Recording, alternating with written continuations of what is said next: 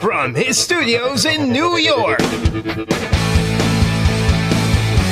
it's time for Wake Up Call with Dan Tortora, where sports meets life.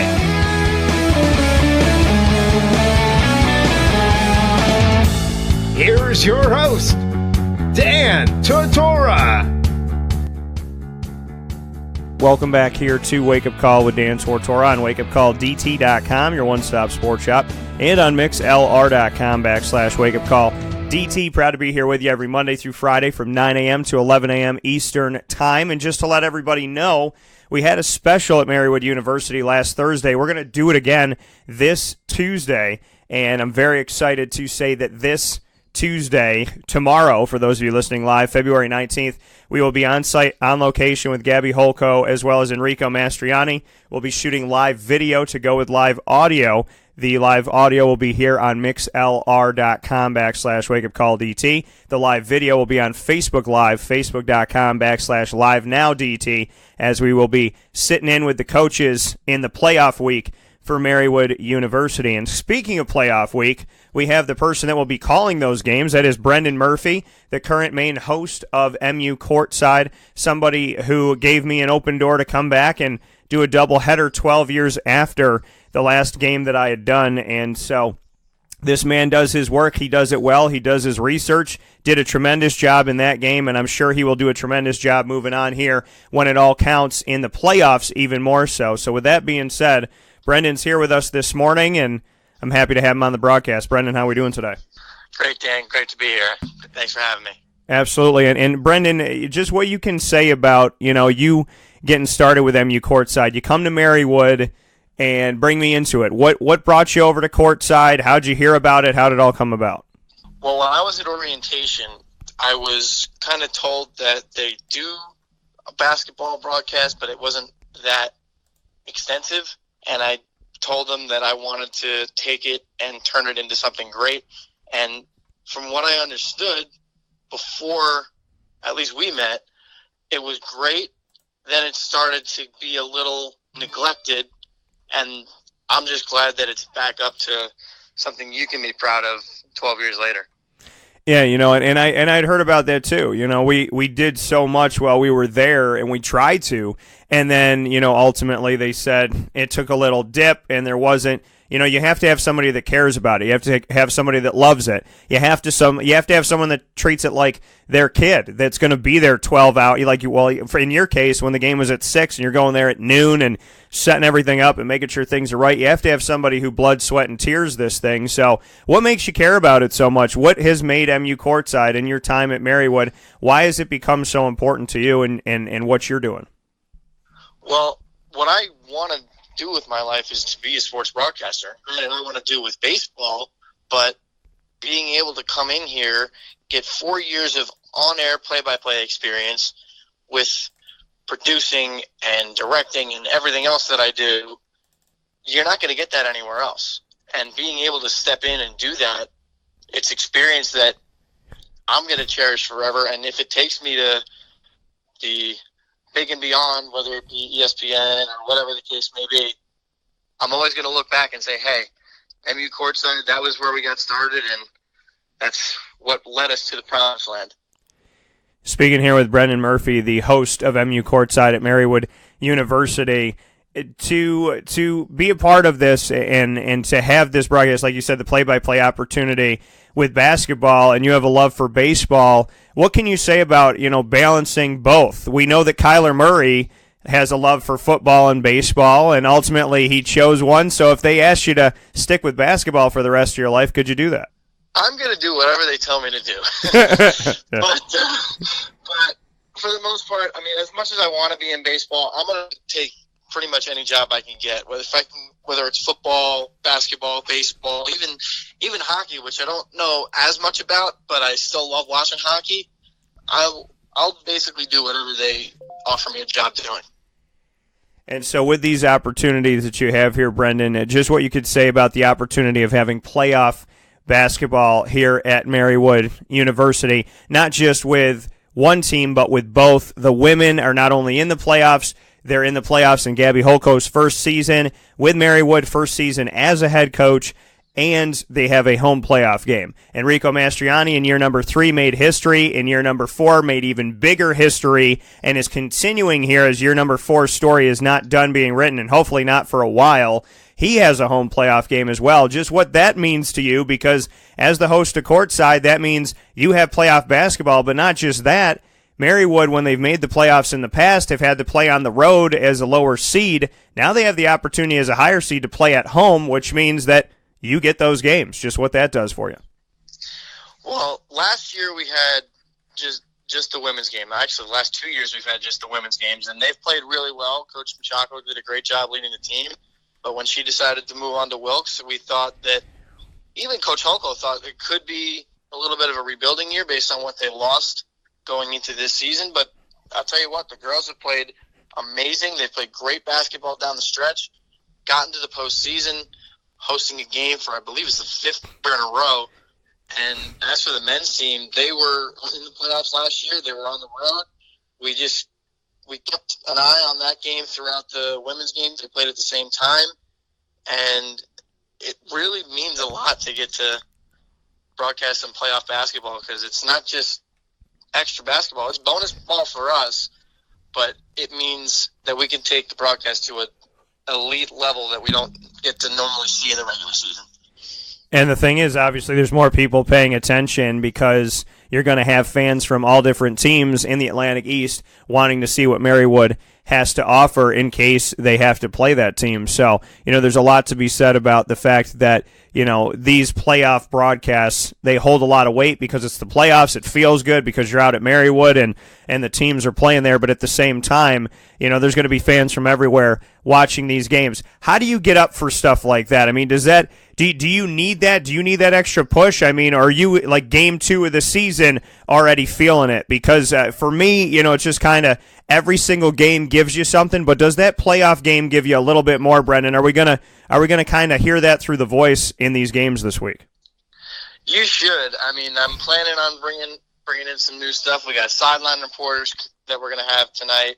We got a bracket that we're going to show during the broadcast. We got the Atlantic East standings. I mean, I've put so much into it, and I'm probably almost right as we get done, I'm going to be heading over to the gym working on graphics and whatever else the case may be. And keep in mind, the game's not till 7 o'clock tonight. But I'm going to be putting as much as I can into this one. And I mean, you're right. I do put a little bit more into the playoff games because it means more, not just to the team, but to me as well. Speaking here with Brendan Murphy, the current host of MU Courtside, and Brendan, you brought up Tara Machako, and obviously her tremendous work that she did with Marywood, and with Marywood and everything. I mean, she was there. She was there my entire time, and obviously, was there over a decade at Marywood University. What she did with this program, gives Gabby the opportunity to not have to rebuild a program because Marywood was nothing before Tara Machako. I mean, it was a startup. And what she did in going to the playoffs, back to back and setting these records and being the number 1 team in the conference and whatnot, all of these things were unheard of. And now that Gabby has this team, there's success that can come from here, and Gabby can put her own stamp on it. But she wasn't inheriting a program in shambles. She was inheriting a program that finally had gotten somewhere. And just what you can say, because I believe we have to give respect where respect is due, and Tara Machako deserves a lot of respect for where this program is right now. Yeah, she does. I mean, she was here, I believe, 14 years, and they were, like you said, they were pretty bad when she took over the team. But she did a great job recruiting, and she brought in some of the best women's basketball players that I can say that I've seen. And the team, at least when I got here, was the top seed for the second year in a row. They played really, really well down the stretch of that season. But the one thing that Coach Machako could not deliver that we're hoping that Coach Holko can deliver is a berth in the championship game, which they have not been able to do. They've gotten to the semifinals, I believe, 4 years in a row, but have not been able to get over the hump. So we got to see if this is the year for the women's team to get into the finals. And Gabby Holko is going to join us in just a little bit here in about 20 minutes on the show at 9:45 a.m. live. What can you say about the job that Gabby's done? This is her first year at Marywood. It is her first head coaching job ever. Just what you can say about, how she's handled this and what she's done, because, to go to the playoffs and to be 12-13, host a playoff game, be the number 3 seed, pretty special in her first season. What have you taken away from Coach Holko so far in her first season? Well, Coach Holko is an unbelievable worker. She works so hard to try to make sure that her team is ready to go for each and every game of the season. It only takes it one game at a time, and that's something that I really admire. And the fact that she's coming off a season where she was an assistant at Lackawanna, where they went deep into the playoffs, she had a little bit of that experience that she was able to bring over, and the team having won a home playoff game last season, I believe it was against Centenary, and having gone into Cabrini, had a 10-point lead with, I think it was 2 minutes left, and they couldn't get the job done. I'm sure that team's going to be really hungry, and she knows it, and she's going to keep working them hard right until the very end. That coming from Brendan Murphy, current host of MU Courtside. Brendan, the game tonight with Marywood is kind of an interesting one because they just played Gwendolyn Mercy on the road, and they defeated Gwendolyn Mercy, and now they have to see Gwendolyn Mercy again. What are your thoughts on this? Because, we know in the world of sports that when you face a team once, twice, 3 times, it's hard to get those victories, especially looking at Saturday going into today. So, these teams know each other. They've played their games close. Marywood was able to gut it out. Gwendolyn Mercy's obviously looking for revenge, and it's win and move on. It's win and advance. What do you think about this game against Gwendolyn Mercy coming up? Well, the biggest thing that Marywood's got going is the fact that Araya Augst is playing. Because in the first game back on January 23rd, she didn't play. She was sick. And that it also goes without saying that she was very much missed because Gwyned's best player, Susan Bosler, was also hurt. I believe she had an ankle injury back on the 23rd, and she wasn't able to play either. And you could kind of tell that both teams weren't quite where they should be, and Gwyned won that first game. But on Saturday, Araya had 18 points. She came back and really was the one that kept the Pacers from losing the lead because they were up by a lot and almost lost it. But she came out, had a great game. Natasha Hasling put up 22 points, and they stayed in that game. But you can kind of relate this a little bit. I believe it was the second run that the Jets had to the conference championship back in 2010. They played the Cincinnati Bengals the last game of the regular season and the first game of the playoffs. And really, anything can happen. It's a sport where you need one game. You just got to play one good game, and these teams have split the season series. So anything can happen tonight. And having this game tonight, we know that, obviously you're going to get up for this. Why should people watch MU Courtside? Why should people come out to the game? Why? Just your reasoning. What's going? I know you said you're pulling out all the stops for Courtside. Obviously, the Pacers want the support. Why should people come out? What would you like to say to the community of Northeastern Pennsylvania? Well, what I'd love to say to the community of Northeast PA is just the fact that the Pacers are a great basketball team, and they have a great opportunity to get back to the semifinals and even advance into the finals. And you're going to watch a great broadcast and some great basketball. And you and I had the opportunity, speaking here with Brendan Murphy, the current host of MU Courtside, we had an opportunity to do this game. I want to thank you this past week, the final home game for both teams in the regular season for Marywood men's and women's basketball. We got to do a doubleheader on Wednesday, February 13th, sitting in with the original host, the current host. It was nice. We played well back and forth. What did you think about the opportunity of doing that, and why did you want to do this? And obviously, I know I've said this 100 times to you, but I can't thank you enough for it, and the opportunity to come down and just, what made you want to do something like that, and just what you thought about, us sitting in together doing the games? Well, first of all, thank you for coming down and letting me pick your brain a little bit and have you back on. Thank the troopers for letting me drive down as fast as I did. No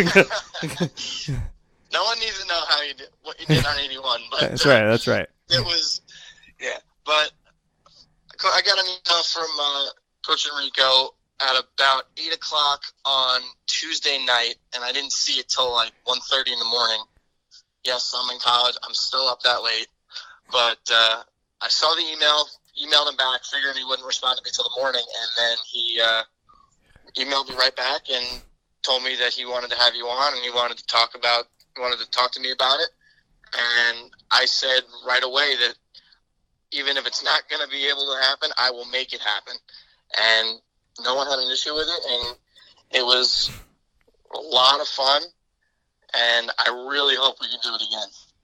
Yeah, no, I definitely hope that we can get back out there again and make this happen. We had a good time, played well off each other, in my opinion, had some good time. And as I told you, it's nice to see MU Courtside in good hands, so I know that you will make it happen tonight, make it happen this week. We haven't talked about the men's team that much. What can you say about the men? I mean, you and I calling that game. Roden went off. Ringland went off. I mean, we're watching the big man, Mr. 6'6", go out there and knock down 4 3-point, I think it was 4 or 5 3-point shots, and doing everything that he did there out there on the field and in the field, and then at the same time to see what Roden was able to do to kind of take over the game in the beginning. He had 9 of the first 11 points. What were your takeaways from the game that you and I did, and knowing that Marywood has some talent going into their playoff game as well?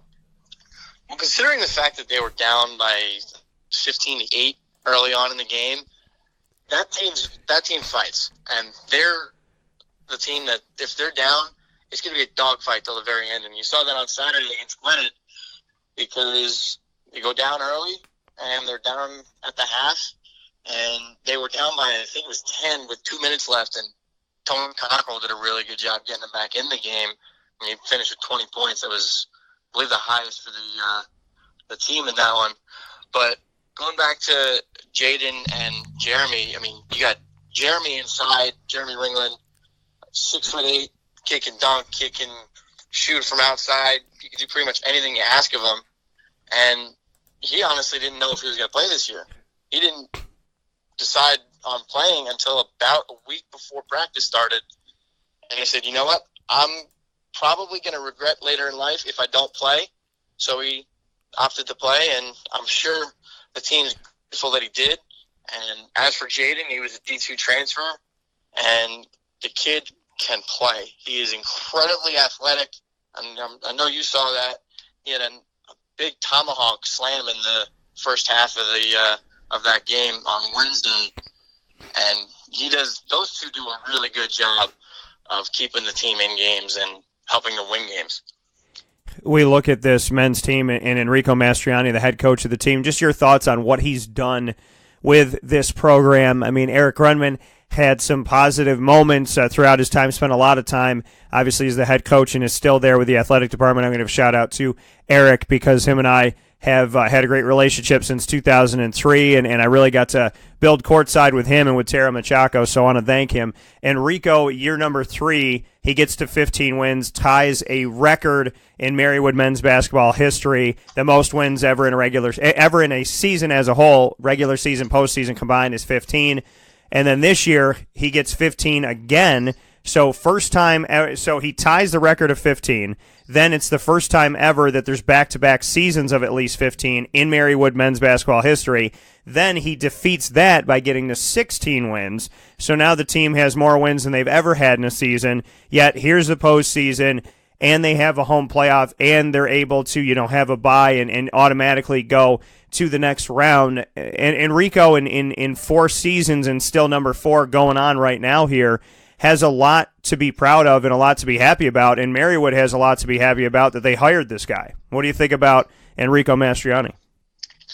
I think Enrico does a great job with this team. I mean, probably one of the biggest advantages that he has is his great personality. He's a really nice guy, and the players love playing for him, and it really helps him on the recruiting trail. I mean, I've actually seen him out when I'm working at Blue Ridge 13 down in Lehighton. When I'm working, first game of the year, I actually saw him at a game recruiting.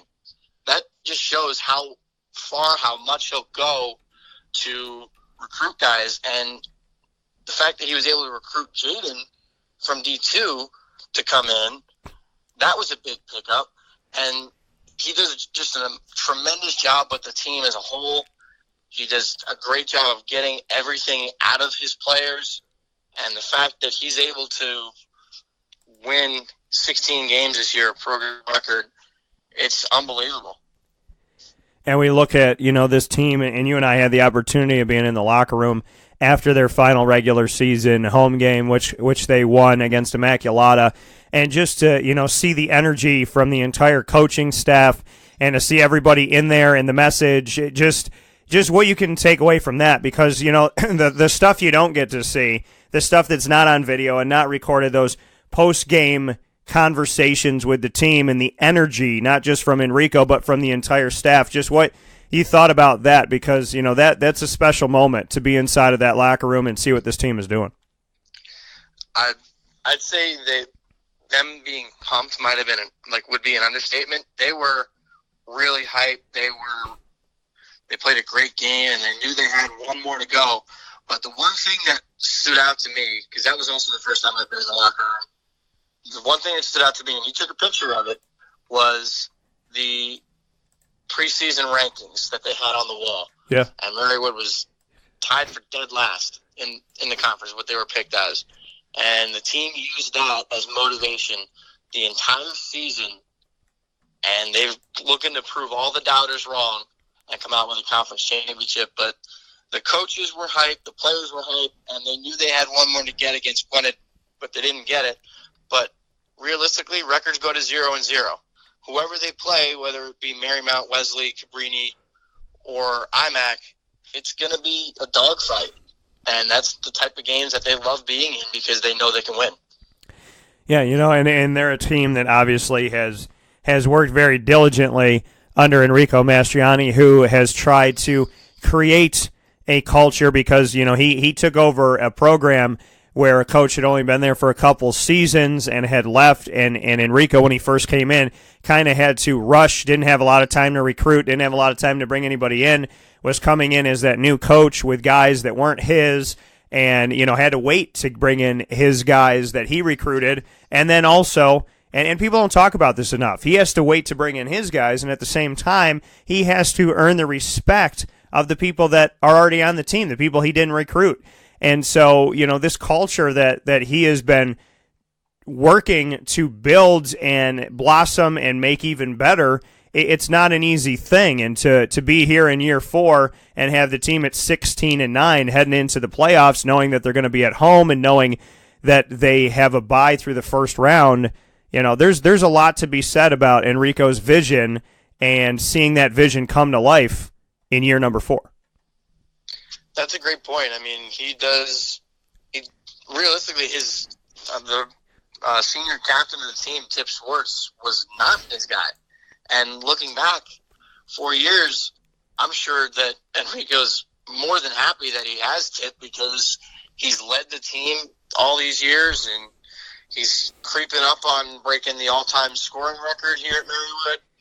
And he's really, really energetic when it comes to coaching the team, because I know at least on Wednesday when you were there with us, you could hear Enrico because he's very loud and he's very energetic, and that's what I love about him. The players love him, the fans love him, I love him. He's a great guy, and I couldn't ask for much better because he literally gives me anything I need whenever I need it. And, I got to give a shout-out to Gabby as well in that respect. She was right by our table when we were doing Courtside, and I told her cadence would make her a good NFL quarterback on any one of the 32 franchises. So, she's got that voice as well, and I like I like the fieriness of her because, the day after she's always like, she's got her voice, but it's a little bit hoarse. And I give her all the credit in the world because, she's first time head coach, but she comes out there and she lets herself be known. And Enrico, like he told me, he said, listen, hey, I pick my spots, but he makes sure that the team knows that he trusts them and that he wants them to know exactly what they need to do. So, both of these coaches that are at Marywood trying to build the future here, it's tremendous respect. And no matter what happens in the postseason, people need to understand what's coming, and that's success, in my opinion.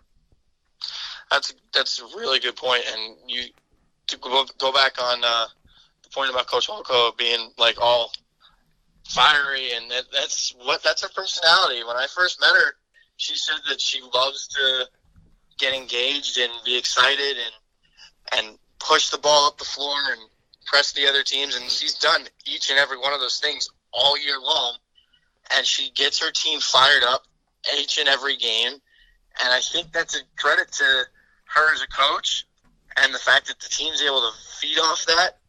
The team does a tremendous job playing for her, especially considering the fact that they're only 9 players deep. They do a great job staying healthy, and they do a great job giving it everything they've got for Coach Holko. That coming from Brendan Murphy, the host of MU Courtside. Brendan, let everybody know how they can watch and listen to these games. So if you go on the Marywood Pacer website and look at the women's basketball schedule, it'll take you right to TV Marywood's YouTube page, and you'll be able to watch it live. We're going live on the air at 6:30 tonight for Marywood against Gwen and Mercy. You definitely do not want to miss it. It's going to be a tremendous game.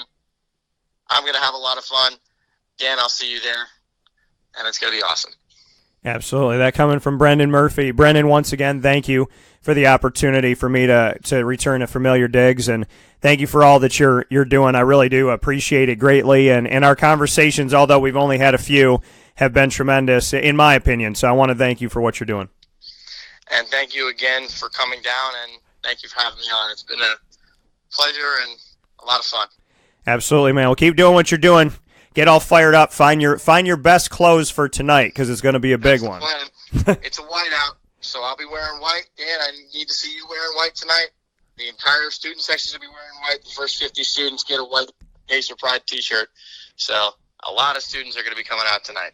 Awesome. Well, the whiteout is here. So now that you all know that, I know that I have to wear my long sleeve Pacer shirt, because I was going to wear the black today, because Coach Holko gave me a black sweatshirt and for Pacers basketball. But what I'll do is I'll bring the sweatshirt because I love it, but I'll make sure that I have the white on underneath, because if it's a whiteout, I mean, I have to participate. So I'll be there. Oh yeah. That covered for Brent. I'm participating too. I get the white. I'll have the white shirt, my tie, and I'm always dressed up for the occasion, especially the pink hat that we had last week. Always trying to keep up with what the teams are doing. It's a lot of fun. Yeah, it's awesome, and I like the fact that you connect with that. Every single minute detail, that's what it's all about, is doing things the right way and being unique. So, Brendan, thanks for what you're doing. Take care of Courtside tonight. I know you're going to kill it. Have some fun, and I'll see you down there. Take care, Dan. We'll see you tonight. All right, take care. That coming from Brendan Murphy one more time, MU Courtside, current host, and I want to thank Brendan for having me back and having me sit in that chair. I never thought I'd be able to do Courtside again, because, when I created the show, it's meant for students. And so for me, it was, it killed me that when I graduated, that was it, because I would have done it forever. I would have done that show for the last 16 years. And, because D1, obviously they pay people and they fly them in and they do their thing and whatnot. And I would have happily done that show.